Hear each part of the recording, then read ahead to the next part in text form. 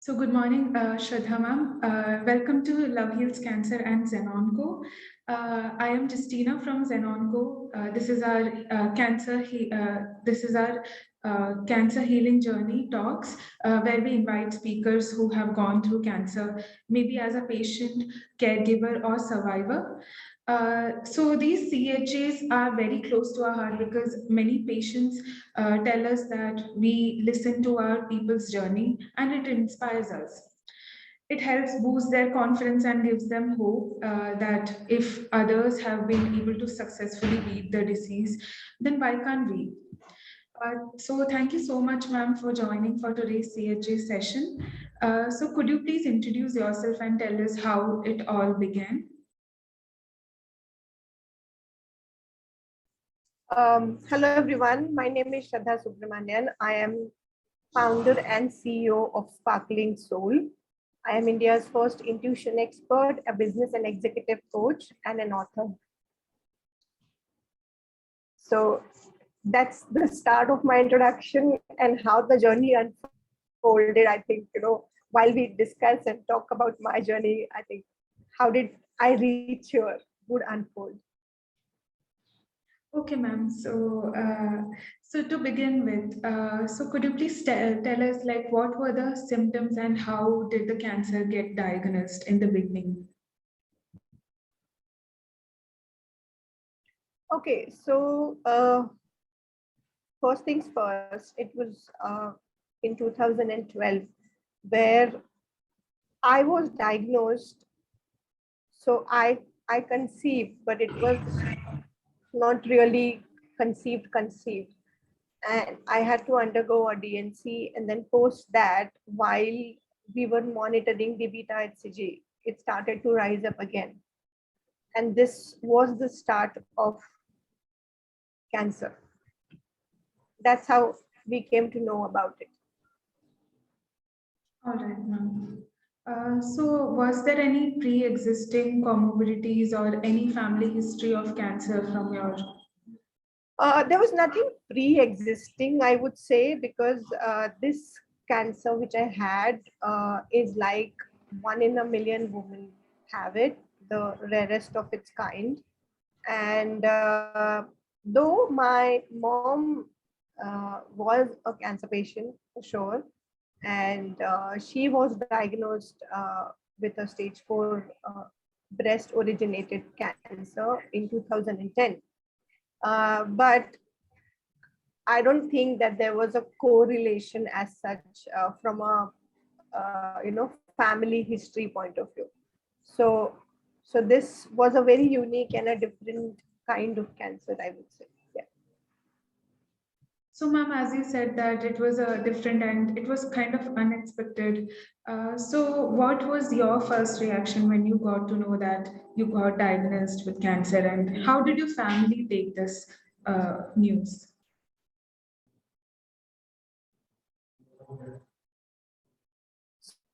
So for me, I had always been 2010 when my mom was diagnosed like with a stage 4. Obviously, we were all blown away with that, which was so much unexpected. And then also the taboo around the word cancer, it itself creates so much of fear. What's going to happen? You actually walk down in the future, literally looking at death. That's the feeling someone gets, and that was the case when my mom was diagnosed, and we all went through that kind of thing. But when I was diagnosed, it was not that heavy, I would say, because I think those emotions had already been experienced in 2 years back, with my mom getting diagnosed. And I think there was already a hope because my mom was undergoing treatment already. So somewhere we had come or walked down that path that yes, treatment is available. It's not that you have come to the end of life. Like when we came to know about my mom, it was completely like, we walk down to that path till death. But with me, we didn't have to go till there, because somewhere we found that over 2 years of period, she has taken the treatment. She had been improving, there had been changes happening. And for my case, doctors also mentioned that um, not much to worry, like, this, we can go through it and we can take care of it. So I think that gave another boost. So it was not too much of blown away, but yes, I would say very honestly, the acceptance of um, the space that yes, this is something which is there happening inside of my body was not there. I was showing up strong, like, like, okay, fine, like any other thing. So for me, it was not that big, but yes, for my family members, it was something which um, they were not expecting this thing. So yes, there was a turmoil out there for them. For me, possibly it was there, but because I wanted to show up strong in that moment. I didn't want it to show up as someone vulnerable or weak, as I have always been a strong person helping people out in my life. So in that moment, I don't think, no, I was not scared. Of course not. Yeah. Yes, ma'am. As you said, it was pretty fortunate enough that you had the knowledge about the accessibility of treatments, and it was not that a bit Yes. shocking, I would say, from your family or from your side, if I am not wrong. So, ma'am, so what were the treatments that you underwent like throughout your cancer journey? Right. So it was mainly chemotherapy, and then the test followed by that to identify the parameters, how those are changing over a period of time, and how I am improving. So it was mainly a chemotherapy that I underwent. Okay, ma'am. So how did you, like, as everyone, says that treatments can be very painful and it's hard to, like, at times you feel that you want to give up, but, it's all the strength and faith that holds to make you go further for the treatment. So how did you manage your emotional and mental well-being throughout the journey? Um, I would say I was going with the flow, but then as a human being, we always have that resistance, right? For not allowing that flow to happen through you, because there is a major insight, there is a major journey, there is a major outcome of every event or incident that is happening in your life. So my outcome unfolded very, profoundly for me, which led me to into a space I am right now, being a coach.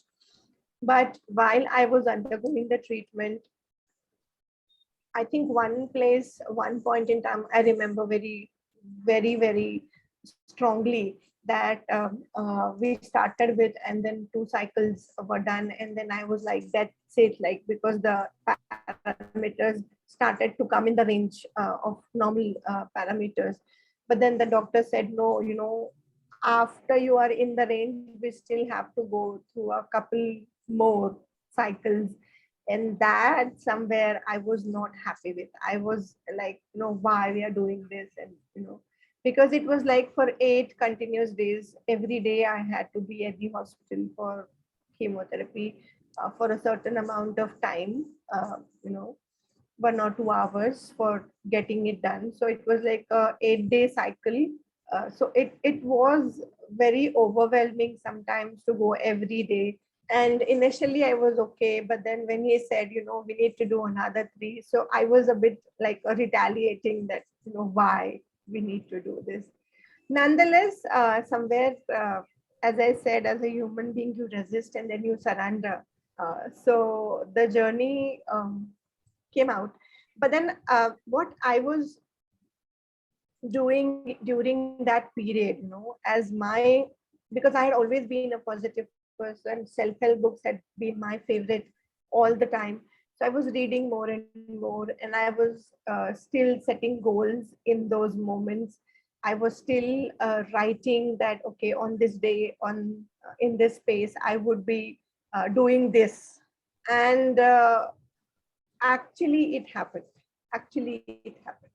So after the treatment, I had written down that I will be,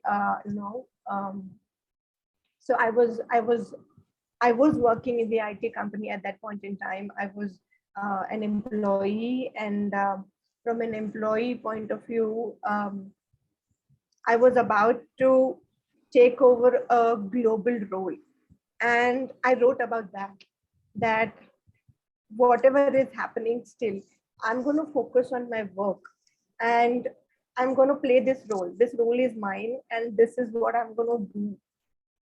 So I kept on focusing on that. And just after the treatment was over, I traveled to London to take over that role, transition for that role.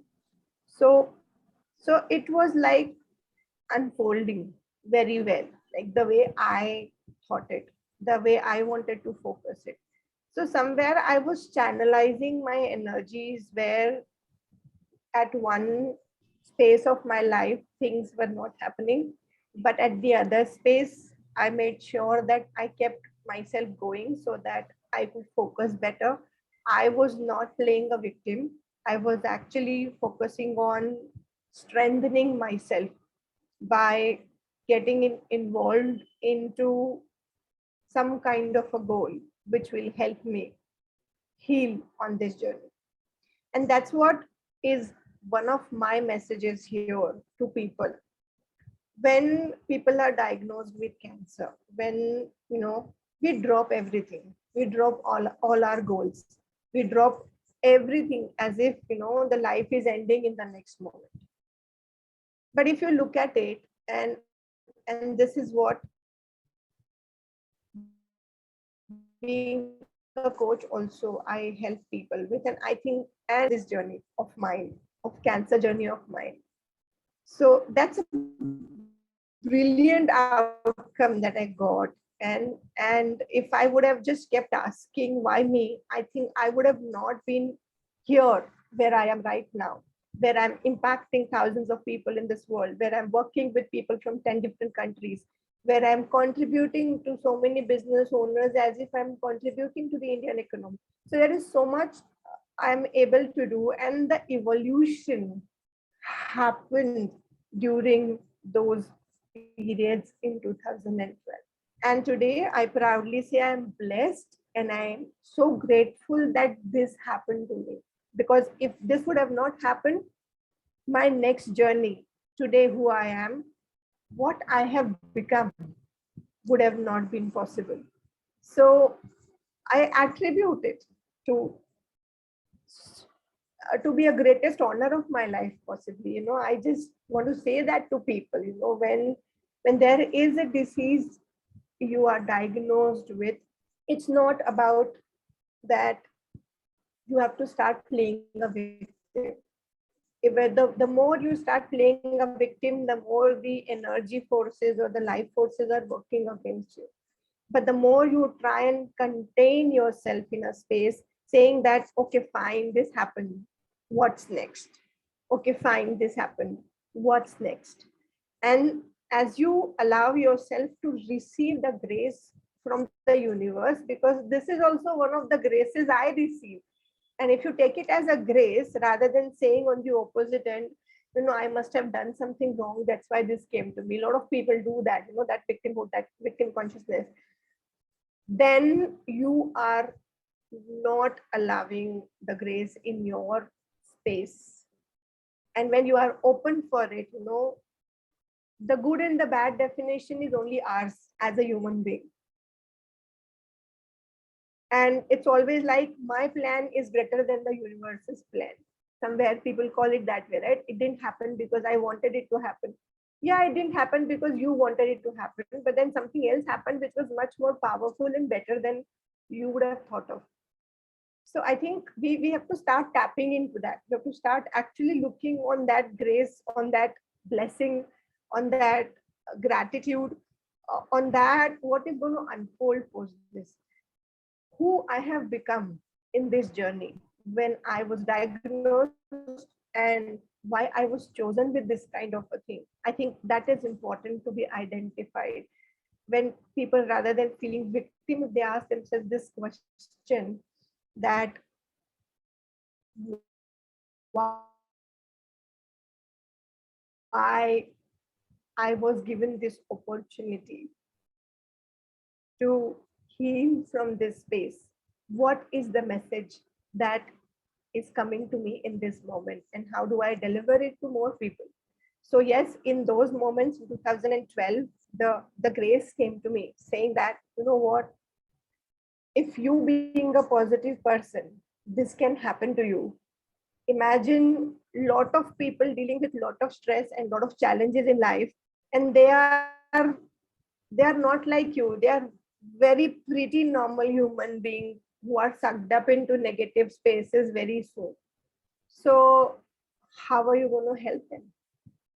How are you going to help them to really see the other side? How are you going to help them to really walk up the chain of emotions and really see the brighter side, work towards the brighter side in life? And that's where coaching unfolded in my life. So I worked in the IT industry for more than 15 years. And then post 2012, I'd been coaching a lot of people. So I have a 10-year experience in coaching. But formally, I began my organization, working as a company, setting up my own coaching business in 2018. And that's where, the start of my journey being a coach happened. And when I look back and I feel that what had been the most gratitude moment of my life, I think cancer would be the word I would say. That thank you so much for coming into my life and showing me the path of this evolution. And through me, many more people in this world. And that's what I would want to say to everybody out there, that, what, there is so much for you to live in this life. If you just hold on yourself to the next moment saying that I'm going to die, rather, if you involve yourself in another goal which you were actually looking forward to achieve, if this hurdle would have not come in between, and if you still hold on to that goal, irrespective of the fact that, okay, fine, you have to undergo some treatment, you have to still take care of yourself, maybe your health needs are much more than it would have been, because of this hurdle coming into picture. But if that goal is still there in front of you, you are moving massively ahead. And in the coaching also, when I work with people, I say, what's the goal that you want to achieve? And then from that space, go about. Cancer, I think, was a great diversion into my journey. But, but then that helped me find my purpose. That helped me find my final destination. Where would I want to reach? That helped me set my vision. And my vision is to impact 5 generations to come. So if I'm speaking to you right now, the impact I need to create in this moment, and I am creating in this moment, is going to impact your 5th generation. So I need to help you move so massively that this happens. And also to inspire people from within. We don't want motivation, we need inspiration. You need to have inspiration to move day on day basis. And that had been one of my journeys, and it is still, that's the vision that unfolded for me and for my company. And that's why I say, you are a soul, so be a sparkling soul. That's the important aspect, and that's how my company, Sparkling Soul, got formed. Ma'am, that's amazing. Actually, it was very motivating, to be honest. And as you said, manifesting actually works. I personally do that, manifest a lot. So yeah, that's another, one should actually follow. Like faith actually works Yes, there. yes, indeed. And the faith in your own journey, and the faith in anything you believe as a superpower, right? That works immensely well. That works immensely well. So, and also, there is another aspect to, so this is like from that space to future. I also went and decoded like why this happened to me, not from a space of a victim, but I genuinely wanted to know, like, because I'm a great believer that nothing pops up in your physical system unless there are strong emotions inside of you. So the journey is always emotional, mental, physical, or you can say mental, emotional, and physical, because you are having thoughts of stress, and that's leading to some emotional turmoil inside of you, and then it shows as a symptom in your body. So I went back and decoded like what was my mental state, what kind of things I was thinking, what is it that was bothering me, and then how it led to my emotional well-being. And then from that space, how did cancer enter my body? Or we can say that we have all the cells, like the good and bad exists in our bodies, in our lives already. It is just that what gets prevalent at what point in time, and that would show up. So we all have cancer cells. It's not like that you are now diagnosed, so you don't have those cells in your body. Those are there, but those are not that prevalent to show up in a test. It will come if your mental emotional state goes a huge journey. And that's when I speak with people, it's very important for their mental and emotional well-being. I think that was a calling. That was a calling came to me saying that, you know what, you've gone through this journey, you know what is it, now go back and help people. So one of my vision is to set up a wellness center. Now what is this wellness center? And it in the name of my parents, I want to set up a wellness center in the name of my parents. My mom's name is Sheila and my father's name is Jayant. So it's like Sheila Jayant Thirgaonkar Wellness Center. This is what is my vision to create. And why do I want to create it? Because I feel between the treatment and healing there is a gap. So doctors can do to a certain level what kind of things that they can do for the patient to heal, and there is a certain limitation over there. They can play a role of a healer, and they are playing, of course, to a great extent by talking to the patients and all of that. But there is this emotional bit that needs to be handled, because as much as the doctor is ready to heal you or give you those tablets and you're taking those tablets, but then it is going with an emotional state of I am not well while you're taking the medicines. Obviously, the medicine will also turn into I am not well. So it's not going to have that level of an impact versus the medication is given. And yes, this is a healing power for me. This is like a pill of healing that I'm having right now. And you'll see that there is a drastic shift in the well-being of that person. Drastic shift in the well-being of that person. Drastic shift. While I began to coach people, while I was transitioning from an employee to be a coach, and I remember like my mother had been one of my first coaches. Whatever I would learn, I would teach her for her emotional well-being so that she could pull it through for her cancer journey. Though the treatment was on, but then I was able to give her that support from an emotional point of view, from all these examples, like we have seen in the world that if you keep on laughing, if you keep on making the cell memories different from what they were. Like, the cell is replicating. So if you have cancer like a year before, it may not be there next year. It may not be there even after 7 days, because the cells are replicating. Now the cell memory is, I'm getting into the detail because I feel it needs to be shared. So I feel that as a human being, you are discarding your body cells every certain amount of, after certain amount of period. So why the cells have to carry those things, right? It could be the fresh new cells with nothing in there, right? But then still it carries that disease because it's here. It is, there is an emotional charge attached to every cell. Every cell has a memory. So if I'm able to really break that cell memory while it is replicating, I can heal very easily. So that's what I kept on helping my mother with. And then, even being a stage 4 cancer patient, uh, doctors had mentioned like she has only 1 or 2 years to live. She lived for 9+ years and healthy.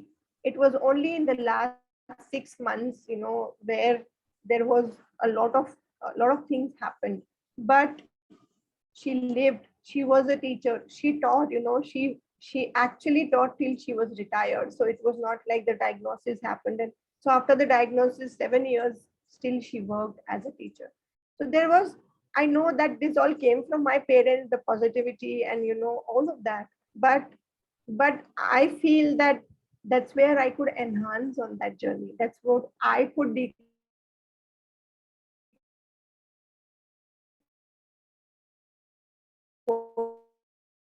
my journey, and their journey as well. So your emotional well-being is a to the healing. So that's where I was saying that, my vision is to create that kind of a space where there is a bridge between the treatment and the healing. And that's the bridge most of the cancer patients and the caregivers need to cross.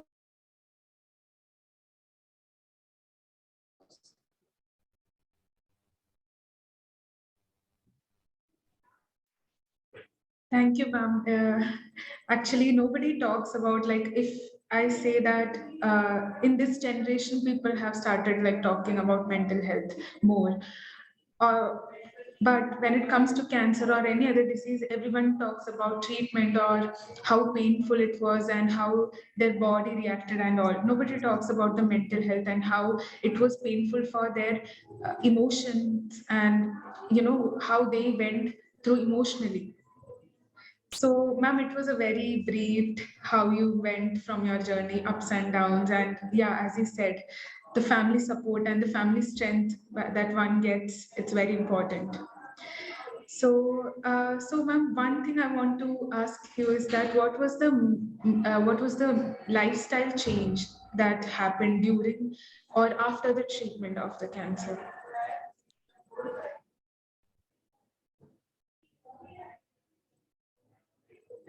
I think the lifestyle change was like I became more positive, more stronger, that way. From that space, there was sometimes some level of irritation because I had to go through the test every month, and there are like regular checkups you have to go through. Sometimes you feel like, okay, it came as a reminder that something is not okay. So obviously those were the pieces which were there, but I think overall I would say it was a very different seamless journey. And one space which I look back and identify now, like I was not playing vulnerable in that moment. I was not sharing as much as I would want to. And possibly I was also clogging more emotions in space of showing up stronger. So this piece obviously would have an impact, and it had on my well-being over a period of time, though I look at it as a very bright side of it and everything like that. But then one another message that I would want to share is, be vulnerable.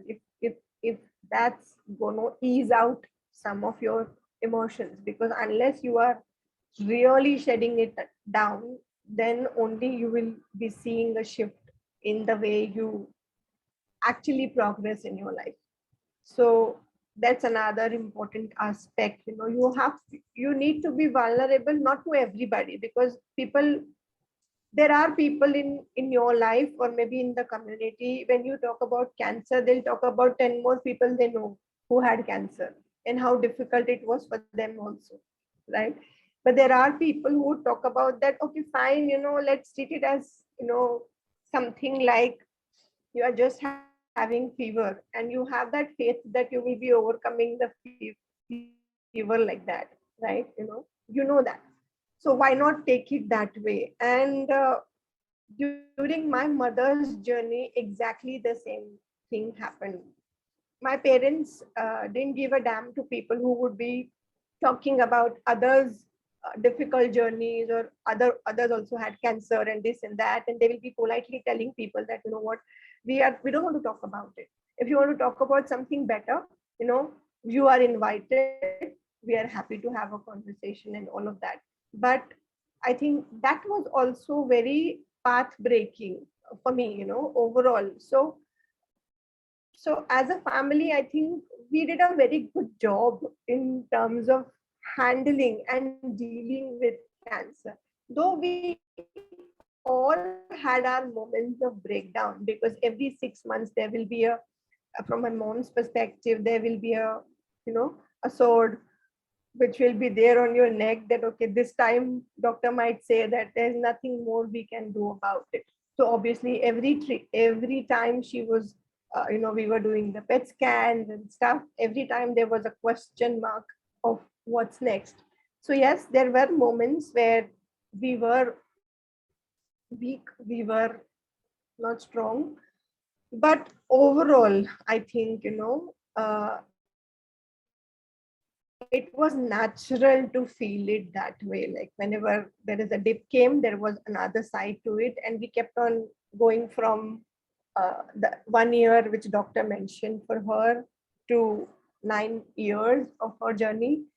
And in between, I also was diagnosed, and then I after the treatment, 2 years of follow-up, and then because mine was a uterus cancer, I conceived, and now I have a daughter who is 6 years old. So it's like a journey that it's okay. I think, it's more cheerful that okay, fine, you did it, done and dusted, and you see the other side, because what you always kind of, and you are happy about it. Ma'am, I would like to believe that the 55% was your mental strength and the 45 was the rest of the treatment, to be honest. So, ma'am, the last question for this And I session. agree to that. And I agree to that. It would be more. It would be more. And I agree to that definitely, because the treatment is available. A lot of people go ahead and take the treatment, right? But then it is the percentage of your well-being, internal as well as people surrounding you with, is more important for healing. And then everything falls in place. Definitely, ma'am, definitely.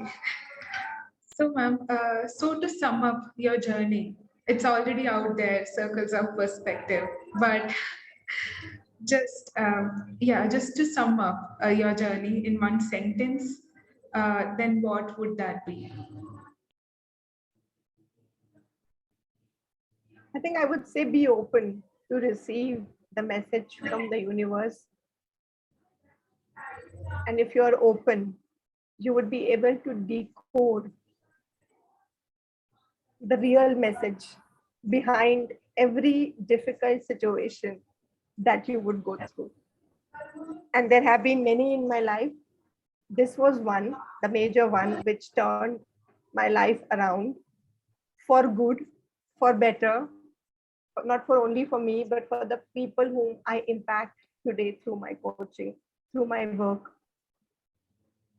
So yes, I would say, be open to receive the message. And if you're open, you would receive it as I could receive. But if you're living in the victimhood, you would find more miseries down the lane for yourselves. So that would be the thing for sure, I would say. Be open to receive. Amazing. Thank you so much, ma'am, for sharing your insightful journey. And yeah, it was really inspiring, like listening to you. And thank you very much, ma'am, for sharing your experiences also, like in detail from mental health to physical, what all you went through. And from ZenOnco and from our side, we wish you all the very best for all your future endeavors. And ma'am, take care. Thank you. Bye, ma'am. Thank you so much. One thing I want to mention here as a closing note is, if you are a cancer patient or a cancer caregiver, just check into your emotions. How am I feeling? And you will get the answer. I'm not feeling great. What can you do for your emotional state to go from not feeling good or even miserable to feeling good? If you are able to walk that journey, you have an important aspect. And if you have any questions around my journey, I'm sure there will be social media handles, sharing my journey all around. So you can reach out to me and I would be more than happy uh, to talk about your questions. Definitely, ma'am. Thank you so much. Thanks uh, for reaching out to me and really giving me this opportunity. I feel blessed that uh, I'm reached out to share my journey in this manner. Thank you for the opportunity. Thank you, ma'am.